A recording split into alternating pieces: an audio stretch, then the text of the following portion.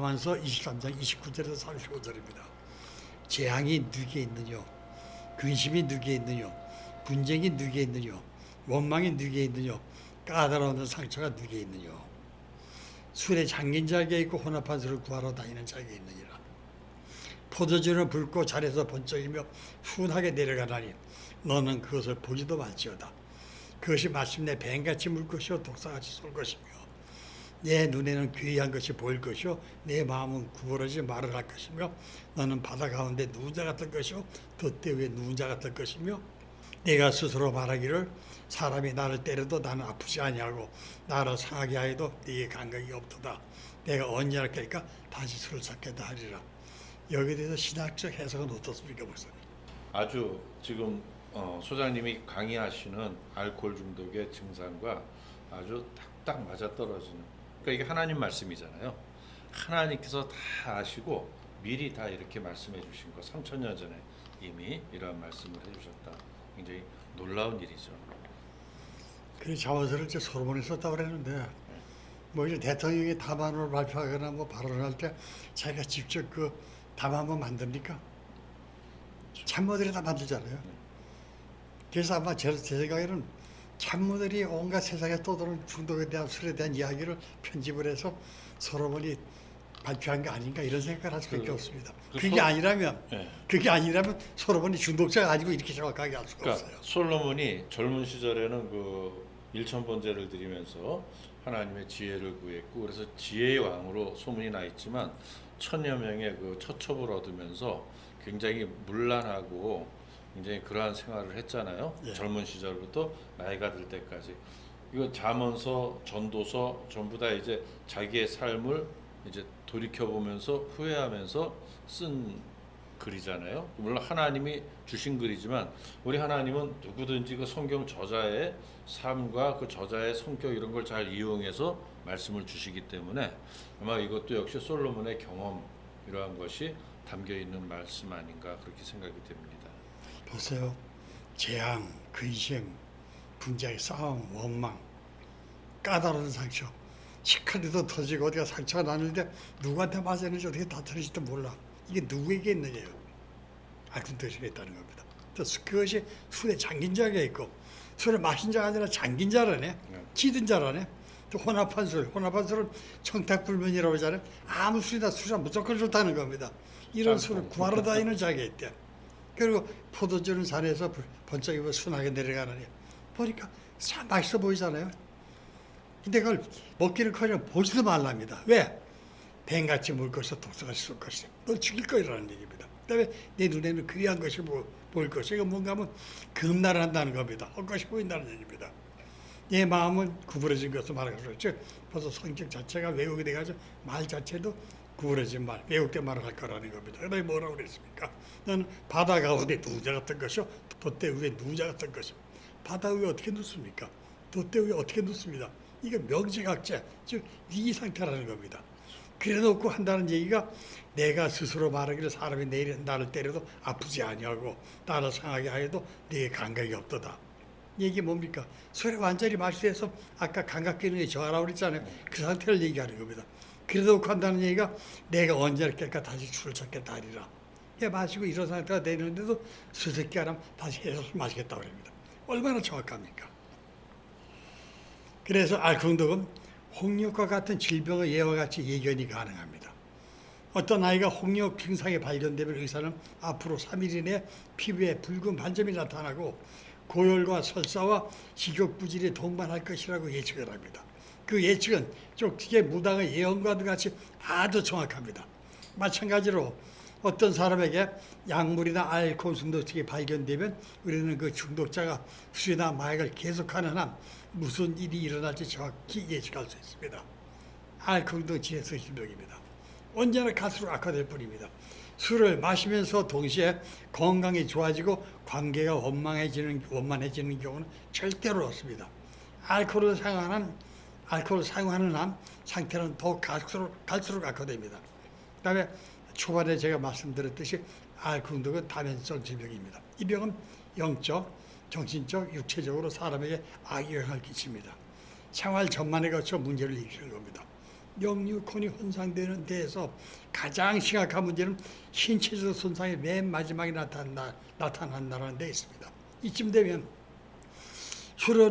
몸은 술로 심각한 손상을 입은 상태가 되고 이미 중독 말기에서 들어선 겁니다. 만약 신체적 손상이 가장 먼저 나타났다면 많은 중독자들은 말기까지 가기 전에 회복의 처방책을 찾았을 겁니다.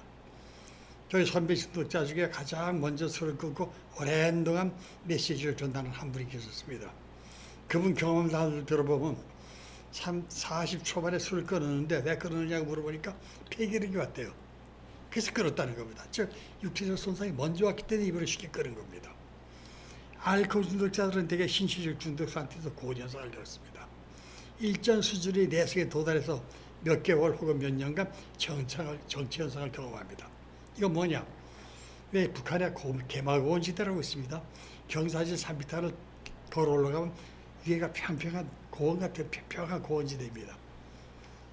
이렇듯 술이 내성이 생겨서 술이 점점 세지고 주량이 늘어가다가 어느 한계점에 도달하면 술이 더 늘지도 않고 줄지도 않은 상태가 계속 유지됩니다. 이것이 3년도 되고 5년도 되고 10년도 되거든요. 그 다음에 하강곡선을 그립니다. 그때 벌써 위험해지거든요.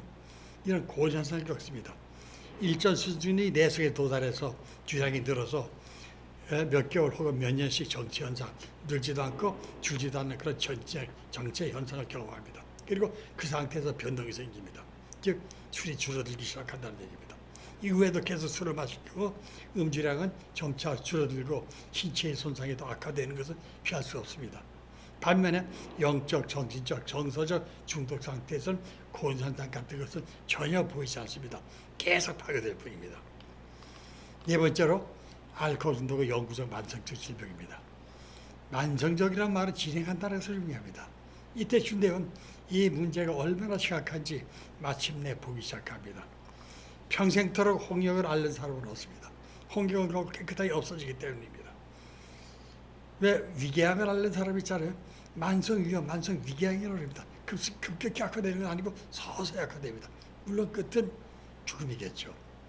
이런 식으로 만성이란 말을 진행한다는 것을 의미합니다. 그러나 술이 중독으로 진행된 사람은 술에 대한 불가역적 알레르기가 생깁니다. 알코올 중독자의 신체는 비알코올 중독자의 신체의 분해 과정과는 전혀 다른 알코올 분해 과정을 밟습니다.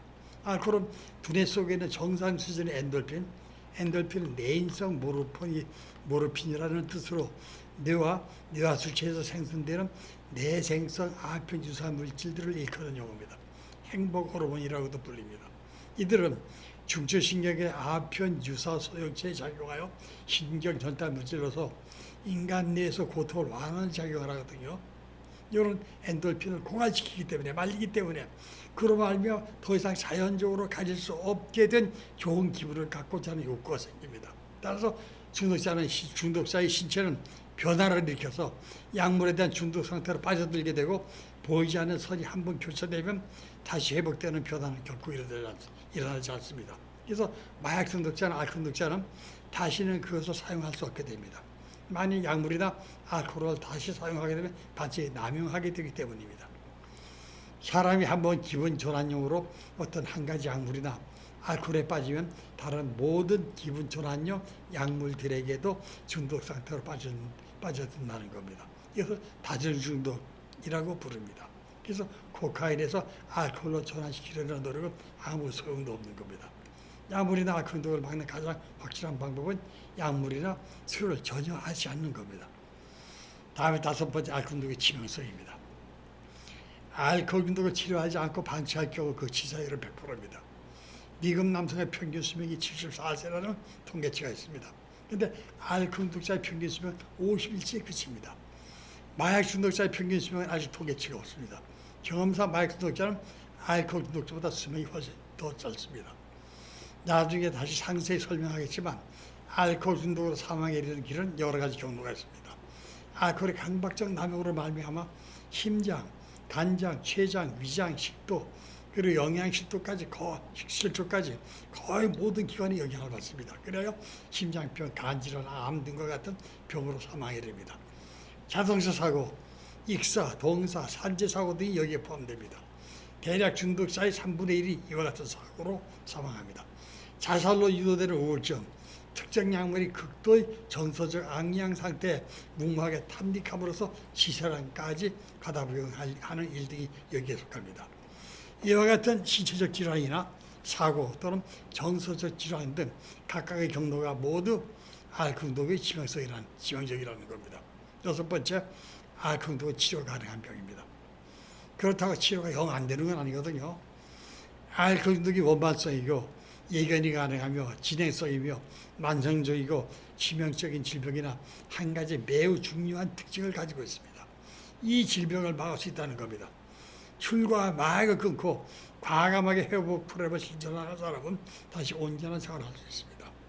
신체의 조직이 영구적 손상을 입었다 할지라도 치료받지 않는 사람보다 그 수명이 훨씬 길어질 겁니다. 알코올 중독을 회복하기 위해서는 생활 방식의 완전한 변화가 요구됩니다. 그런 변화를 위해서는 체계적이고 고도로 숙련된 프로그램이 필요합니다. 회복 프로그램은 영적인 면, 정신적인 면, 육체적인 면 모두를 포괄하는 것이어야 합니다. 또한 신과 자아 그리고 사람과 다른 사람과의 관계가 회복되는 과정이 반드시 포함되어야 합니다. 예, 오늘은 여기까지 마치고 다음에 또 다시 다음에 또 계속하도록 하겠습니다. 예, 수고하셨습니다. 감사합니다. 여기까지 우리 귀한 소장님 말씀 들었습니다. 알코올 중독 정말 100번, 1000번 이야기해도 부족함이 없는 중독이 되지 아니하도록 잘 절제하는 그러한 삶이 필요합니다. 소장님 감사합니다. 네, 감사합니다, 예, 목사님. 감사합니다.